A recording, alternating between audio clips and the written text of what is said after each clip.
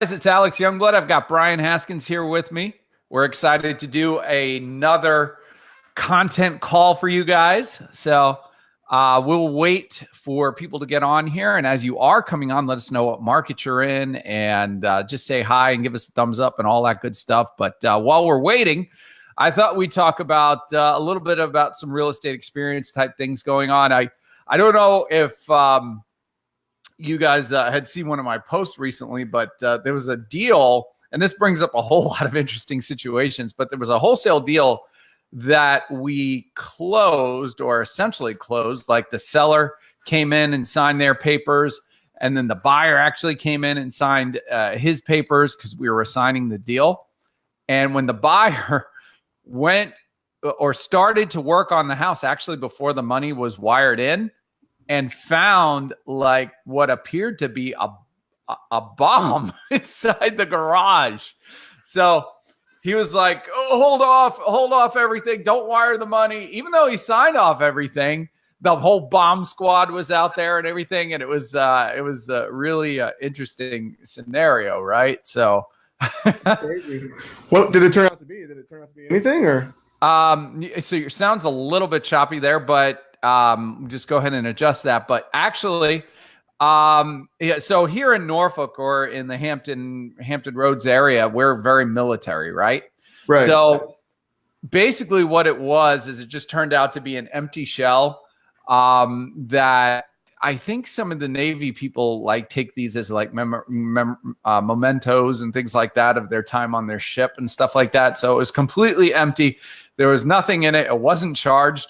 But man, the bomb squad was out there and everything was absolutely insane. So you got to take threats like that seriously today. Now it's crazy, but you would not expect that to happen. Yeah. So it's like so the buyer signed the papers, the seller signed the papers, and it's like, oh, okay, so what do you do at this point? The guy's saying now he's not going to wire the funds, and he's already signed the papers. So what would happen if over the weekend that house burned down or something like that? Who owns the house? Where's the money? It's kind of a crazy scenario, right? Yeah, absolutely. Wow. Yeah. So I'm going to look on here. Let's see here, because I know Facebook's been really funny with the Be Live comments and all that kind of stuff. I thought that they had resolved that, but I'm going to go ahead and review my phone here so I could see the comments and stuff like that. Okay. So I see a bunch of people coming on, which is awesome. So good to see you guys. Good to see Matt, got Luigi, Sandra, Dominique, Anthony. Good to see all you guys on the call. So if you've had a funny experience, you don't have to tell us about it right now, but give us a thumbs up or wave at us and let us know that's a funny situation. So anyway, we're going to talk about real estate contracts, and it's kind of funny that a scenario like that. Okay, here I see a bunch of comments coming on now. A funny scenario with that is why real estate paperwork is so important, because I mean that guy signed off on that contract. He also signed off on the actual deed and all that kind of stuff. But good that we didn't have to say, like have him try to chase him for wiring his funds and all that thing, because that could have been a big mess. But today we're going to talk about real estate contracts. I'm not a real estate attorney. Are you a real estate attorney, Brian? Absolutely not. No. So this is 100% informational. You could take this. This is just from our personal experiences that we're sharing with you.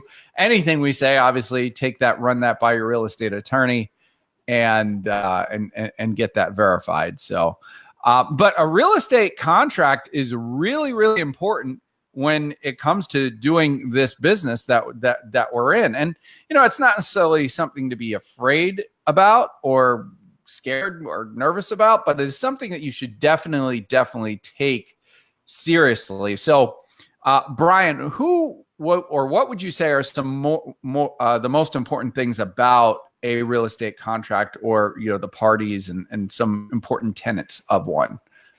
Yeah. I mean, so a big thing too, when it comes to real estate contracts, obviously you want to be protected. You want to make sure that you have things in there that are going to protect you as the buyer of a property. You also want to make sure that everything in there is legal. And a lot of the stuff that we're going to talk about today are some of the things that you want to use and some of the things to not use, obviously. But, for us, obviously, kind of, the first thing you want to do is start out by putting your name on there, who's going to be buying the property, which is going to be you.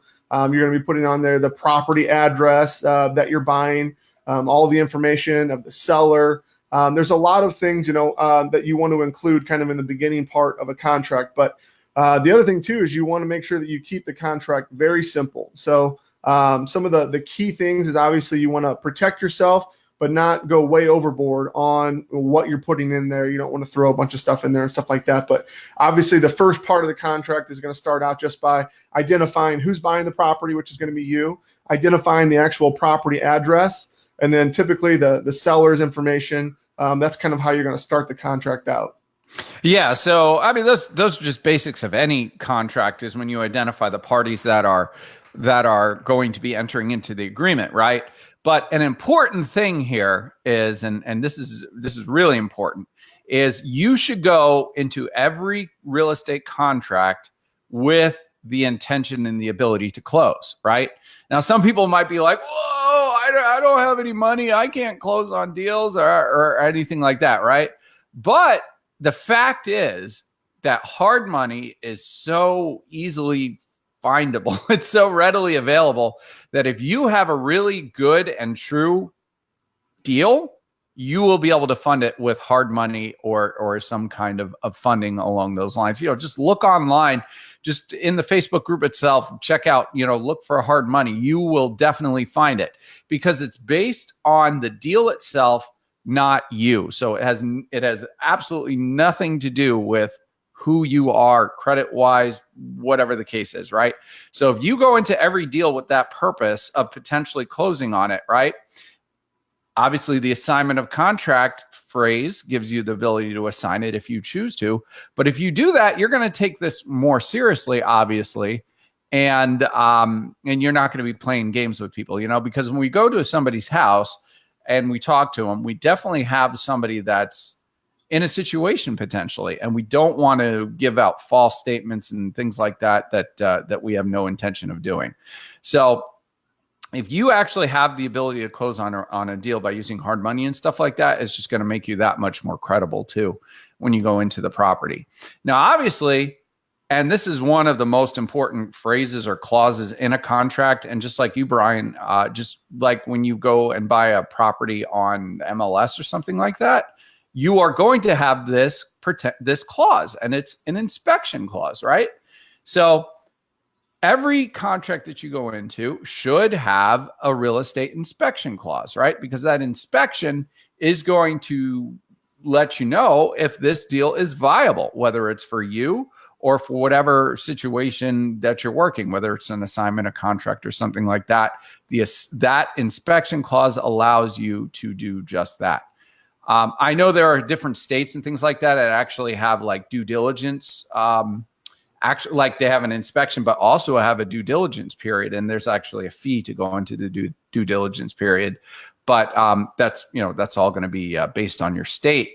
But that inspection time is going to be the time where you decide if this deal is viable for you, hard money wise, or if you've got a potential buyer or somebody that you want to assign the contract to at that point. So that's really important. That's really key. You don't want to go in throwing out real estate contracts on everybody and everything that you see, because it is really a serious thing. Not something that you necessarily need to be afraid of, but that inspection clause there is definitely there to protect you, because honestly, there are things that you may not see that on that initial time when you sign the contract, you might not notice, that there's termites that are eating up the house or something like that.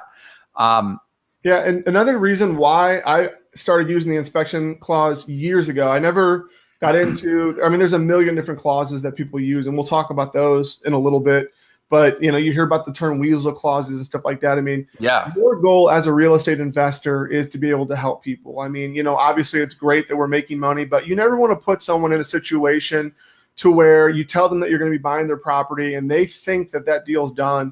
and then you aren't able to close on it. But what's nice about the inspection clause, and the reason why it's the best clause to use in my personal experience, I mean, obviously you have to kind of do this on your own judgment, but number one, people are used to an inspection clause. Whenever they buy a house or sell a house, that's typically something that's very common to people, so they understand it. So, and that's really kind of what we want to do is we want, you obviously don't want to confuse the people you're working with, and people are going to be able to spot weasel clauses a mile away, and a lot of times people use multiple weasel clauses to be able to get out of the contract. But if you do an inspection clause, essentially that gives you the right to be able to, go through the property, bring contractors through the property, make sure that it is everything that you say that it is, or everything that it is, and you don't run into potential problems. But it's nice that people kind of understand that. But it also gives you enough time to be able to go out and see if this is something that that you either want to close on, keep for yourself and rehab, or assign to somebody else. And it gives you time to be able to do that. So it's really important to kind of, to keep in mind that, our goal is to be able to help these people. We don't want to just go out and just randomly put properties under contract to see if we can make a couple dollars on it, because that's really not the right way to build a long-term business. You want to make sure that you're making good decisions, having the proper education to understand how to know if it's a good deal or not, going through, the right, ways of, estimating the value of the property and running comps and stuff like that. And then once you put that property under contract, feel confident that, if for some reason you can't find a buyer right away for it, or that you have to close on it, that that it's still a good enough deal that you're going to be able to still make money on it and things like that. So it really, like you said, kind of helps you level yourself up a little bit by going into every situation to where you're expecting to close on that property. And that's really the right way to go about this, is because you're trying to help them solve a problem and they feel like their problem is done. So you don't want to go into a circumstance to where, you're just putting that property under contract in hopes that you can throw it out on Craigslist and see if someone will give you a couple $100 more for that property. That's definitely not the right way, but it happens a lot. So you just definitely want to make sure that you are going through the right channels of, making sure that when you're putting offers under contract that the contract is set up to where, you have the inspection clause if something happens and you need to get out of the deal. But you still want to be upfront and honest with the people and not put anything under contract that you don't know is a good enough deal that if you had to close on it, you could. Yeah. And, we're going to talk about weasel clauses here in a second. And the fact that they're called weasel clauses is because that's exactly what they are. They're sneaky, weaselly ways of getting out of a contract. And we'll talk about those in a second. But we appreciate each and every one of you being on this call here. Again, if you like this information, give us a thumbs up, let us know, give us some encouragement that this is beneficial to you and something that you're learning today. Because, I mean, the fact is you can sit here and you can watch these videos and you can watch YouTube videos and you can do all these free ways of education, and they're definitely beneficial, but there are bits and pieces. There are things that you are just getting and trying to put together in your own brain and try to figure out how to make it work. But we actually have an implementation program where we take everything that we're talking about here and take it and group it into one big action plan that's specific for where you're trying to get based on your market, based on your experience, all those kinds of things.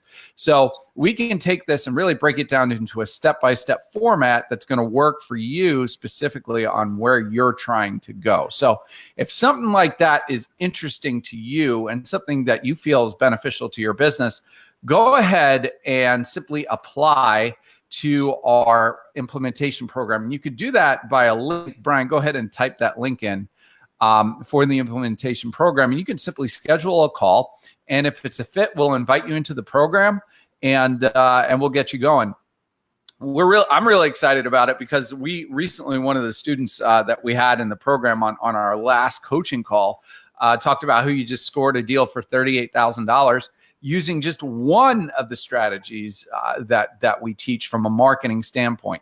Everybody's out there trying to throw out a bunch of mail if you've got a bunch of money, but really that's a waste. So we show you ways of going in there and really narrowing down who you should be marketing to. So One of our guys actually implemented that, scored a deal. So that made my weekend. It was really cool to hear that. So if you guys are interested, simply click on that link and apply, and we will talk to you. So, all right. So weasel clauses. What would be some weasel clauses? I'll start with one. Subject to appraisal. Would you say that's a weasel clause? Subject to appraisal? Yeah, absolutely. We're going to go through a bunch of them, but I've seen so many different ones. Subject to partner's approvals. Partner's approval. My mother's cousin removed on the second side. Yeah, like people use that. They don't even have a partner. It's one of those things that, but it's not necessarily your fault if you are using weasel clauses. A lot of people teach that as a way of doing business. So, hopefully this video will help kind of set you straight. But don't think that, obviously, unless some people are just taught that. And we don't use it that way because obviously, it gives people a bad name, and it can quickly give you a bad name if you go around putting properties under contract to back out of them and stuff like that. But it's one of those things that, you can stop right now and continue doing things the right way. So don't think that it's your fault if you've done it in the past, but there's just much better ways of doing it for sure. Guys, I'm curious if you guys know of any weasel clauses that you've seen as well. Go ahead and post those here. This could be interesting, right? You could have a weasel clause that says subject to the weather on July 31st. Right. Subject to appraisal, subject to partner's approval. What are some other ones that I've seen? Now, actually, a termite is not a bad clause per se. If the house doesn't pass termite inspection, you could really be opening up a can of worms type of thing. So even subject to termite inspection, I've seen that. So I really wouldn't call that a weasel clause. Let's see what else. But you could also kind of lump that in with your inspections. You could. It's up to you. Certain areas have more termites than others. Obviously down south and stuff like that, that's a major problem. But there's just so many of them. But somebody's saying radon and lead paint. Who said that? Matt Smith. That could be something. That's something that's actually in a standard real estate contract, but I don't know how in the world you would test for radon. That's never one that I've ever used. Oh, really? For sure. You must not have radon there. We have radon here a lot, and it's just, really? Yeah, it's a real common test in most parts of the country. Is it just a vapor in the house that you test for? Yep. It's a gas that comes up through the foundation and things like that. So it's real common in certain areas.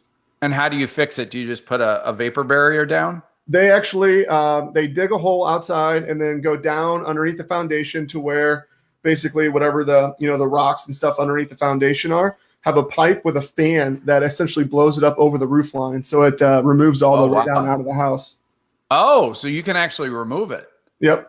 Is it really expensive to remove? It's usually about a couple grand, maybe $2,500. But also, it depending on you could get false positives, like if you have a lot of natural stone in your house, or if you have like granite and stuff like that. Sometimes they can give off false positive because they have radon inside of them. Wow. But yeah, it's real common in some areas. Okay. Let's see. Somebody is asking, let me see who it is. Luigi's saying, who pays for the inspection? The end buyer. Well, actually, we're not really talking about like a home inspection per se. Now, I've heard of some people actually using a home inspector, like in a virtual standpoint, paying an actual home inspector to go through because home inspectors, they're going to do their job. They're going to come up with a big old book of stuff that you probably need to fix.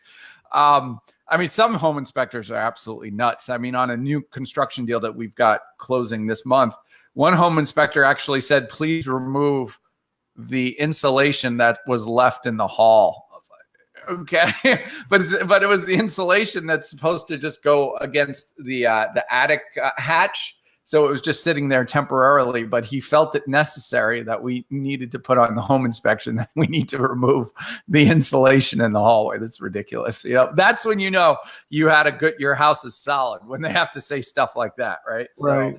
But home inspectors will definitely, you could do that, but I would pay for it yourself if you're going to do a home inspection. It's basically, if you've got a solid deal and it's good, and you're really going to do a home inspection on it, I mean, it shows you're serious, but that, that's definitely up to you. Let's see.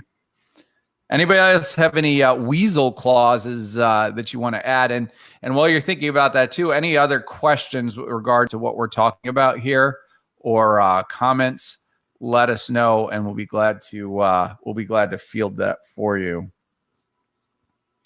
Let's see. What other weasel clauses do you know of, Brian? I can't even really think of them off the top of my head, but I've seen some really creative ones over the years.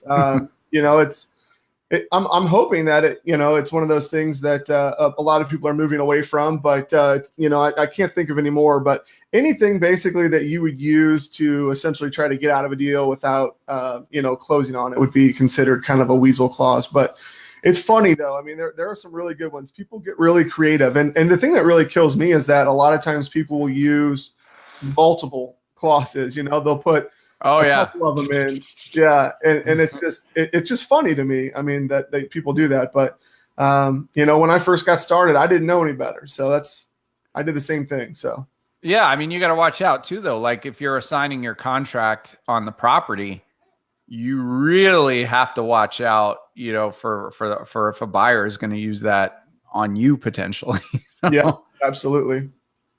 Luigi says, is it a good idea to add a clause to be able to market the property? Now, let's break that down here for a sec. So number one, you cannot market the property. No. You cannot market the property. So there is no clause that will allow you to do that. You can market the contract, but you cannot market the property. So keep that in mind. See, somebody said, is making the contract unassignable ethical to weed out other wholesalers? Yeah. So you want to know who you're assigning a contract to, right? And typically you do not want them to be able to assign your assignment unless they are 100% being upfront about that. The last thing you want to do is to get into a daisy chain situation, and then you're left holding the bag at that point. So you definitely do not want to be in that situation. But that clause would be in your assignment. It would not necessarily be in your initial purchase agreement. Right. It would be in the assignment itself. Yes. All right. Any other questions or comments regarding weasel clauses or contracts or anything like that we can field?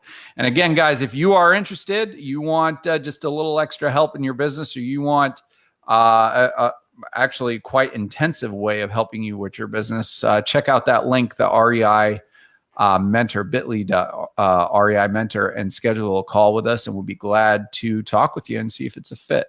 If not, no big deal. You can feel free to watch these videos anytime. They're in the group there for your watching and learning experience. All right. Well, if there is nothing else, we will sign off here. It was good to talk with you again, Brian. Always good to get your experience with regards to real estate. And we will see you guys later. So take care. See you guys.